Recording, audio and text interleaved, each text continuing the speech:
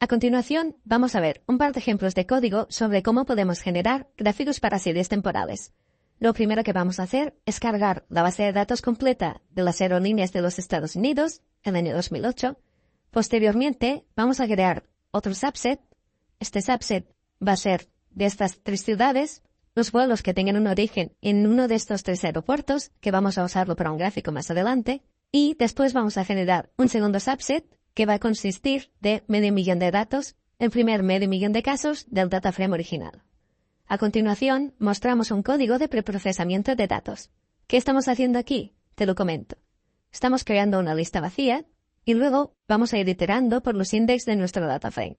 Esto es importante porque si desordenamos nuestro data frame, por ejemplo, si queremos hacer un sample y luego aplicar este tipo de proceso, va a generarnos algún error. Lo que estamos haciendo aquí es ir extendiendo esta lista y aplicando una función que está dentro del paquete que hemos cargado aquí y que depende de unos cuantos parámetros. El primero, que es year, está fijado porque sabemos que solo tenemos datos del 2008. El segundo, month, vamos a extraer la información de la fila i, que es el iterador de nuestro loop, en la columna month. Y day, exactamente lo mismo. Vamos a escoger todos los casos de la fila i y del día del mes. Cerramos 2 paréntesis y hemos generado una lista. Vamos a ver el elemento número 50.000 de la lista. Y aquí lo tenemos. El año, el mes, el día y espacio para la hora y para el minuto. Esto podríamos haberlo añadido. De hecho, en nuestra base de datos lo tenemos, pero en este caso no es necesario hacerlo. A continuación, aquí añadimos esta lista a nuestro data frame como una nueva columna. Esto va a facilitar el código. Y a continuación lo que vamos a hacer es generar una tabla group by. Vamos a agrupar para cada uno de los días, es decir, usando la función que hemos generado. Vamos a hacer un group by sobre nuestra base de datos, agrupando por el tiempo la variable nueva que hemos creado. No vamos a hacer que el grouping by funcione como un index, sino vamos a hacer que sea una columna. Ahora veremos los resultados. Y vamos a aplicar la media de los 2 retrasos que nos ofrece la base de datos. El de salida y el de llegada. Vamos a ver cómo son los datos. Y lo que os comentaba, en un group by sin este parámetro, lo que obtenemos es el time, lo obtenemos como el index. Aquí tenemos un index numérico estándar y tenemos las 3 columnas.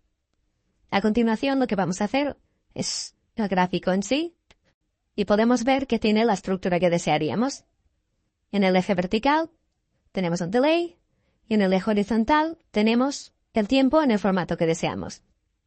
Vamos a ver cómo quedaría este objeto sin el parámetro que fuerza el index, a no ser la columna que usamos para el group by. Y aquí tenemos el objeto. ¿Qué vamos a hacer con esto? Vamos a volver a ejecutarlo y lo que vemos aquí es que obtenemos un objeto totalmente distinto. ¿Qué ha cambiado? Aquí hemos especificado X y Y, aunque no explícitamente, y obtenemos este gráfico. Si en cambio usamos el formato data, con data, si le entramos un objeto de estas características, obtenemos un gráfico, que es una serie, donde podemos mostrar en el interior más de una serie temporal. Esta estructura es muy práctica porque es extensible muy fácilmente a más columnas y además nos genera automáticamente la leyenda.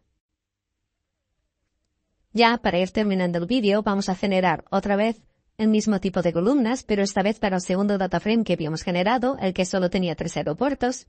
Ejecutamos este código, puede tardar un poco, y lo que vamos a hacer a continuación es ajustar los márgenes en los que se muestran nuestros gráficos, es decir, para tener una mayor visual de los gráficos que estamos mostrando, y vamos a mostrar gráficamente un gráfico donde tenemos en el eje X el tiempo, en el eje Y los retrasos, y este parámetro aquí, que lo que va a permitir es filtrar y generar más de una serie a la vez con un dato categórico, en este caso origin, y vamos a obtener 3 series como vemos aquí, y nos las va a graficar de esta forma. Podemos ver aquí que sin demasiado código, de hecho es una sola línea, con un solo parámetro adicional obtenemos un gráfico que tiene un aspecto muy profesional, en el que además, si te fijas, podemos ver que le añade un intervalo de confianza, un sombreado, y está en un formato gráfico bastante atractivo.